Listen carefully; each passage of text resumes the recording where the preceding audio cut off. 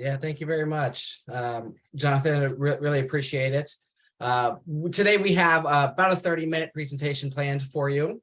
We're excited to be partnering with the Knoxville Bar Association. A little bit about Decisis. Decisis is a legal research member benefit solution. We launched into the market in late 2021. And like I mentioned, we just launched with the Knoxville Bar in December. So during this presentation today, we will save some time at the end for your questions. It'll be about a 30-minute presentation, but if you have those, feel free to put them in the chat, and if they're quick, I can answer them. But to start, we're going to actually look at Jonathan's screen to see how to access Decisis. Obviously, that's one of the most important things. So if you go to knoxbar.org/Decisis, it'll take you here to this homepage. And from here, you'll be able to see some tutorials, some quick at the very bottom. Yeah, there's 3 about 1-minute videos on just some key points that you'll see today during the presentation. And then up a little more is just some general information about Decisis. But then if you click on the log into Decisis button, it'll take you straight to the home page. And with that, I will hand it over to our product director, Kevin Bashaw, who will be walking us through a demonstration of Decisis. Little introduction for Kevin. Kevin is an attorney in Ohio, and he has used about every legal research platform that's been out there.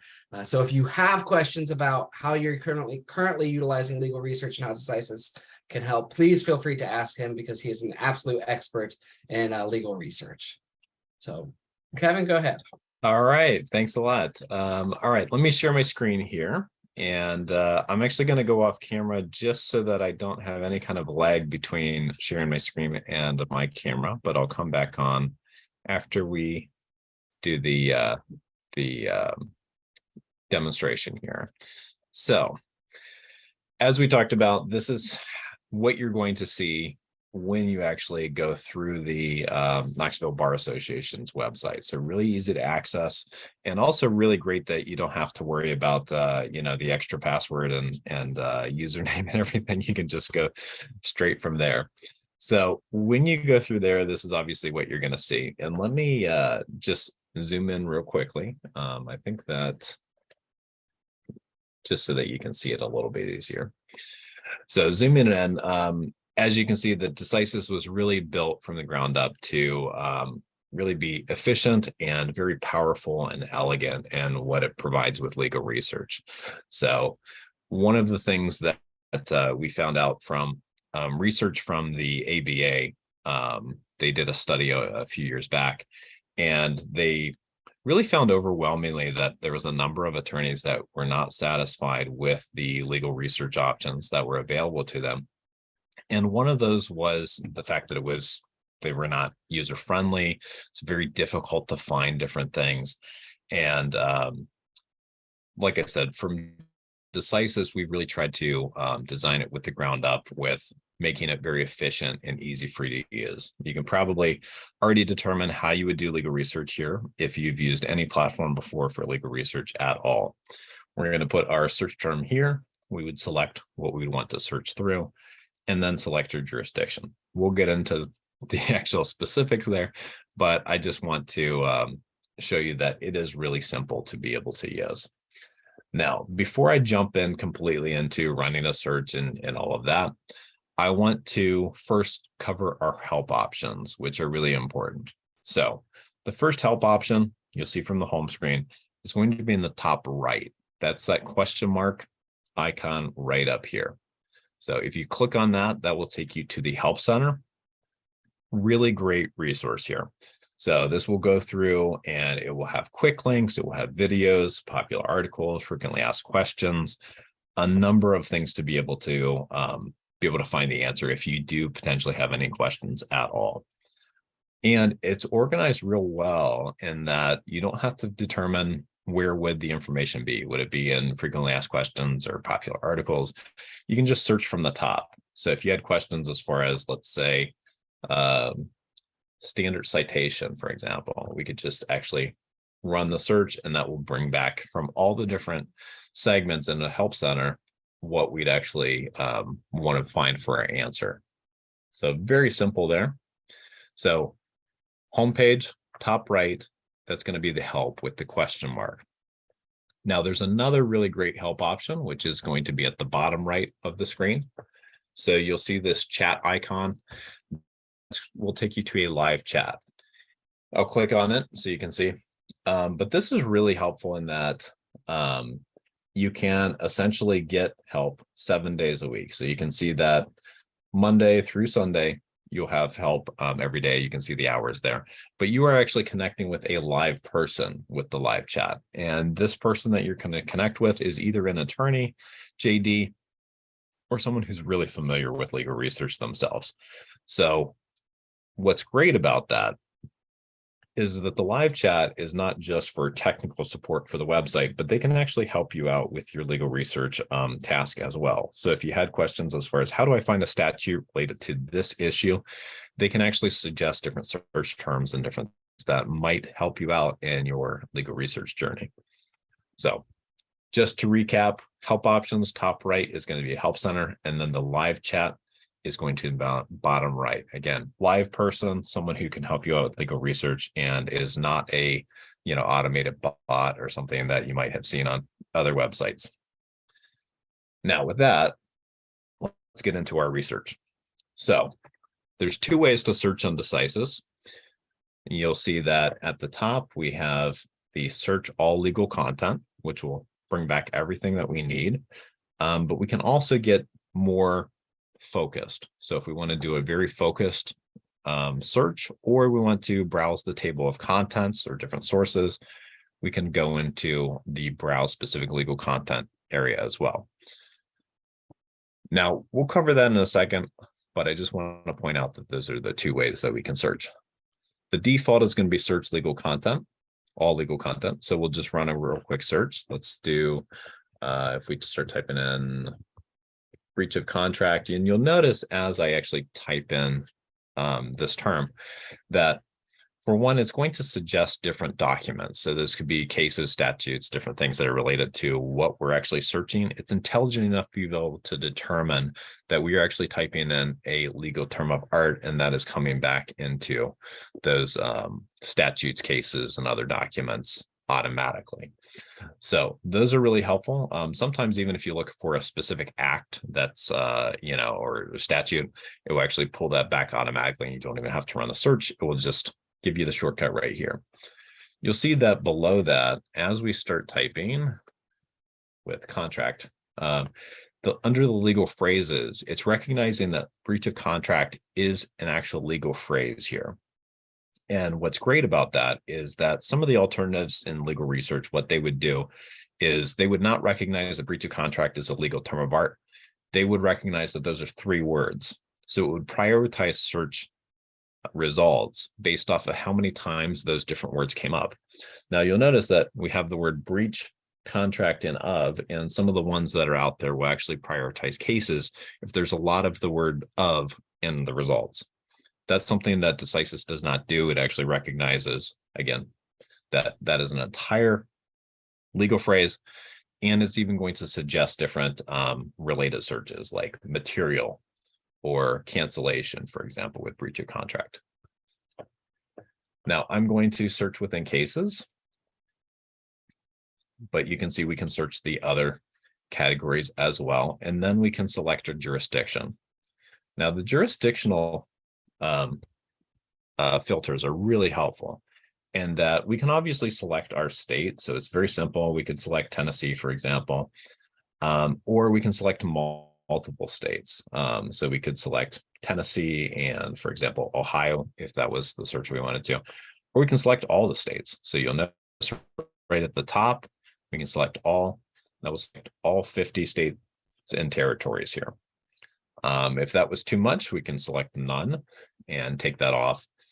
We can do the same for the federal courts as well. So we could select all federal courts, or we could select none. Or for example, we could select, let's say, the 6th Circuit and Ohio. So I can be very precise about what I actually want to search. Now, one that I will show you which you could maybe overlook, but it's really helpful, is we can select, let's say, Tennessee, and then right at the top, there's this toggle that will select the related federal as well. So our search will be in Tennessee, but then it will take Tennessee cases all the way up. So if there's any federal cases that originated in Tennessee, we can pull those as well to make sure that we're not missing anything that might be pertinent to our legal research. So I'm going to select that. And with that, I'm going to select the search button and away we go.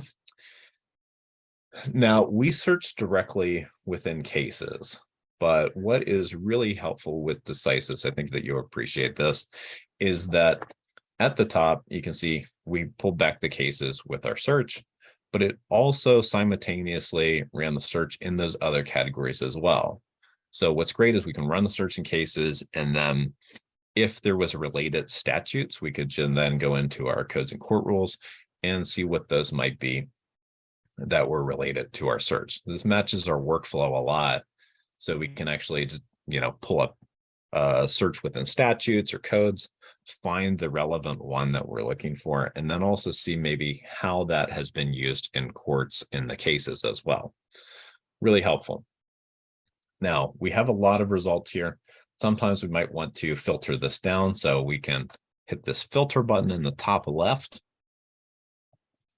and we can filter by keyword, specific courts, and you'll notice too that we can actually select one of the courts with the plus sign next to it and actually expand that for ourselves. So if we wanted to go into a very specific court, we can just open that up for ourselves and then see the following options if it's broken down for us. You can do that with the state level as well. And we can also set a date range. The date range is really helpful if we wanted to see, for example, the cases that were after a legislative change.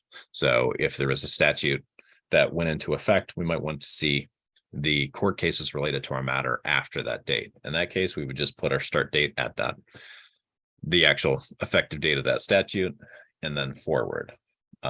Also might be helpful if there was a change in law that we actually would look at the window of time between when the new statute took effect and then when our actual matter happened. So if this is something that happened in the past, we can actually look at that narrow window to see the cases that happened during that effective statute period of time. And then we can also select a specific collection as well. So I'm just going to search by keyword as a post search filter, and I'm just going to put something like union, hit the plus button, and then hit apply. So you'll notice here that it's actually going to show our follow-up search in a different color for us, so we can actually see that. And if you recall, I mentioned that it's recognizing that breach of contract is an actual legal term of art. You'll see that in the actual results of what it's actually highlighting as well. So we have, breach of contract, which we would expect, but it's intelligent enough to recognize that, for example, we might want to find breached, for example, as a follow-up term. So we're seeing breached. It also might try to find contracts, rather than just this singular. But you'll also notice that outside of the entire phrase for breach of contract, we're not highlighting any of the ofs. So we're getting very good search results to be able to find the most relevant cases. Now, the default sort mechanism that we have for Decisis is going to be by relevance, but we also have a number of other ones which are really helpful. You'll see the sort options on the top right. So we have relevance. If we click the down arrow, we can select document title, date, jurisdiction, or court. This one is really helpful. I encourage you to try that out, which is court highest by date newest. So if you want to see the latest cases from the highest courts, that's the easiest filter. And then it will reorganize our search results based off of that priority. Really helpful. Now, next to that, you'll see this icon, which is this ribbon with the plus sign on it. That will allow you to bookmark the actual search. So if we wanted to run the search on a regular basis, this is something that we want to see the newest cases on related to this, we can actually bookmark the entire search and then rerun that very easily. We'll cover bookmarks in a second, but It's really simple. Our bookmarks are in the top right. You'll see this little ribbon icon. So if we wanted to bookmark the search, we would just click on that ribbon and it will turn different colors. And you can see that if I hover over it, it says bookmarked. If I want to unbookmark it, I just click that again and I can just remove them. Again, those are going to be in our bookmarks in the top right. Now, if we click into a case, I think you'll really appreciate this. This is fantastic. I'll say that I really wish that other sites would, pretty much all sites would adopt this view, which is this really great split screen design. It's great for research because what we have here is we have our search results here on the left and we have our actual case here on the right. What this means is that instead of clicking into the case and then clicking back and then clicking into another case as we go through to determine if this case is really relevant to what we're looking for, I don't have to click back and forth. I can actually click into that first case, read through over here on the right very quickly to determine if this is what I'm looking for, and I can click into the next one, and so on and so forth. So very nice to be able to have the search results and the actual target case here. Is it will also happen. It will also look like this on, for example, statutes and codes as well. So really great. Sometimes we would want this to be full screen. Really simple to be able to do that. You'll see this arrow at the top, which we can expand that document. So we expand the document. And now if we need to get back to our search results, we would then just go to the top left. You'll see the arrow and it will show results. So take you directly back to where we were. Expand document, show results. So in either case, you don't have to open up 50 different tabs for the different cases that you're looking at or click back and forth a number of times. Really helpful. Now at the top of the page, we have search document. If you have a follow-up term you want to look through, our page numbers, and we can also look through the terms we've already searched. Now this case only has one reporter. You can see that a number of other cases will have multiple reporters for the case. That's really helpful. You can click on the reporter that you want the page numbers aligned to, and it will actually reformat that for you. Another really great feature, which is if you highlight a section, let's say that we want it to actually take this passage, put this into a document we were working for, and have a citation to the case automatically generate it for us in this format. We would just highlight that section. This dialog box will pop up automatically for us. We'll click the arrow to the right, and then we can select the format we'd want. We have standard, blue book, and then we also have the different states as well. So we can actually select Tennessee here. And then once I select Tennessee with copy, I'll just click this dialog box, and then it will tell us that it's actually been copied into our computer's memory.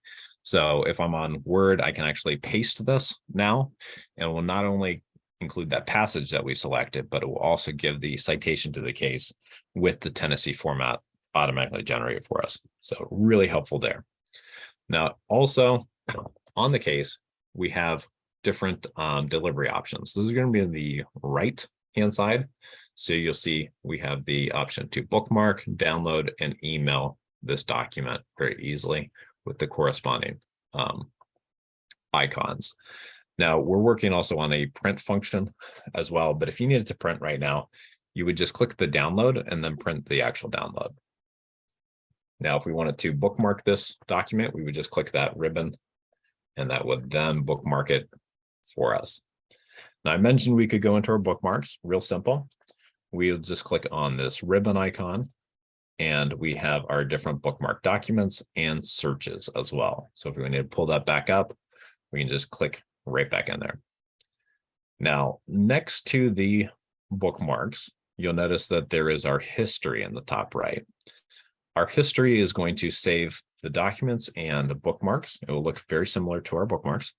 We'll save the documents and searches for us, but the difference is going to be this will be automatic, and it will save it for 90 days. So all the documents you've accessed and also the searches that you've run in the last 90 days will be saved for you. If you need something beyond that, put it into a bookmark and it will save it there for you automatically. So I'll pause for a second. Any questions that we can answer over what we've covered so far?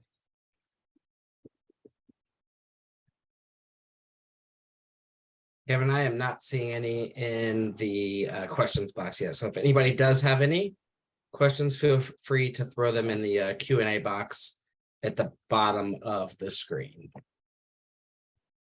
Okay, fair enough. So we've covered how to do a search on all content. We've covered delivery options, and then also our favorites, which would be our bookmarks, and also our history. Now let's go into the different options that we have in terms of search. So let's go back to our homepage. So from our homepage, we have the search all legal content that we were in our previous search.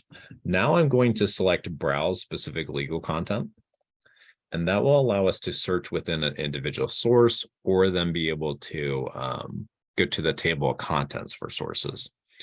So first, what we want to do is we want to select what content catalog we want to go into. So we are in codes and court rules, but you'll notice we can go into the other categories as well, including agency decisions. Once we've selected the content catalog, we'll select the jurisdiction. And I have selected Tennessee. You'll see right there. And then right at the bottom, there is a toggle to include related federal as well. Now, you don't have to select that, but it is very helpful in many regards because that will also apply to, for example, agency decisions. So if you're using any kind of federal agency decisions, that's helpful. So once we have the jurisdiction that we've selected, we're just going to hit apply. And then I'll call your attention to a toggle right below that, which is set default catalog with this toggle. So this is what it will look like by default. And then if I want to make this sticky, so basically the ones that we've selected here, which is code and court rules and Tennessee with related federal, and I want that to be persistent. When I come back in, I want to see those filters again without reselecting them. We're just going to set as default catalog. And then this was exactly the view that I'll see when I come back into it. Really helpful. So with that, we can search, like I said, in a specific category. So if I wanted to see, run a search, for example, in the Tennessee code, we would just select Tennessee code. And then we could also select multiple sources as well. So we could run a search directly into Tennessee code and Tennessee Constitution. And if I want to see any reference to my terms of my matter, I just put my search terms in here, and then we'd run the search with our search button. You might be asking yourself, how is it that I would go to the table of contents? Because sometimes I don't want to run a search. I actually want to browse through that source. So you'll see right at the top, it says this symbol is clickable. It's the table of contents. So here we have the Tennessee code, and we have that symbol. So we would just click on that if we want to go into the table of contents. So with the table of contents, you'll see that we have the different titles that we have, and then we can actually open up any of those by hitting the plus sign and then keep going down into the different chapters and sections as well. If we click into any of the individual codes, you'll see that we have the code here. We're going to have the same function that we had with the cases, which is we can select a specific passage and then be able to copy that with the citation to the code in the Tennessee format for ourselves. We can also browse between the last and previous result with these arrows here on the right and left. So if I wanted to go to the previous code section, I can click on the left arrow. If I want to go to the next one, I can go to the next one with the right arrow. Really great, particularly in table of contents, if I want to just browse almost like a book and turn the page. Now, below the actual title here, you'll see we actually have the archive code versions, really helpful. So if I wanted to see how this code read in 2016, for example, I could just click on the 2016 version and then be able to see what that is. Really important, particularly if there's been some law changes since when your matter actually took place. If something happened in the past, I can actually read the code as of when that happened. Very helpful. And you'll notice then once we click into an archive code version, we can either go to the other code versions or go to the current one if I wanted to compare what that current one looks like. Once I get to the current one, I'm able to then go back to that table of contents again. Now, in the table of contents, you'll see that we have the option to select specific codes. So I can actually check those as we go through. And you'll see even for a chapter, I can actually select the entire chapter right there. And then as I open it, it's actually selected both the parts and the individual codes within that chapter.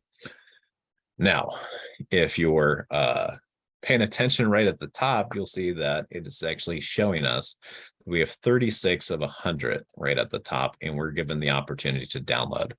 So this allows us to actually batch download a specific parts of the code. Now, you're limited to 100 documents at one batch. I mean, that's not total. So if you really wanted some really great weekend reading, you can, download 10 and go through 1,000 if you'd like to. But one batch will be 100 documents that you can go through. So that is how we would go through the table of contents and then be able to search those individual sources as well. See that we are coming up to time. So I'll pause here and just make sure to see if we have any questions that we can answer. Thanks, Kevin. There were a few questions. I did answer them in the chat. So I think we'll be good to go there. I don't see any other ones that are open right now. Okay. Well, I'll just put a call out. If anyone has any last questions, feel free to put them in the chat. We're happy to answer them in last week. Yeah, one just did pop in. It'll be a pretty quick answer. I know we're coming up here on time, but in your first search example, can you filter the results to union contract to eliminate credit union in the results? That is a really great question. So absolutely you can. And it brings up a really great point, which is if you are used to any kind of search operators or Boolean, let me just start typing here. You'll notice that we accept those as well. So you're not forced into it at all, but you'll see that we have the following search operators here on the right. This is not the full list, but this is the most popular ones. So you'll notice with that, let me actually pull that back up. We have the option to put and if we want to find two different terms together. We can put something in quotes if we want to find an exact phrase. We can put or if there's multiple terms that might mean the same thing and we want to make sure that we don't miss anything there. We also have the ability to use and not, which might be a good option in this one. So in this example, you can see there it says example to be able to find Rico as in like a racketeering case, but not Puerto Rico references within a case. So and not could be able to do that. And we can also find within a certain number of words of each other. So in this case, we could find punitive within 5 words of damages. So you can find the relative value of those. If you want the full list, we can go into the help center in the top right. And then you'll see one of the top articles here in the popular articles is search operators, which then dives into the full use of it. And then we can go through there. You can use these search operators both from your initial search if you wanted to, and also within your post-search filtering by keyword as well. So it will recognize it on both sides.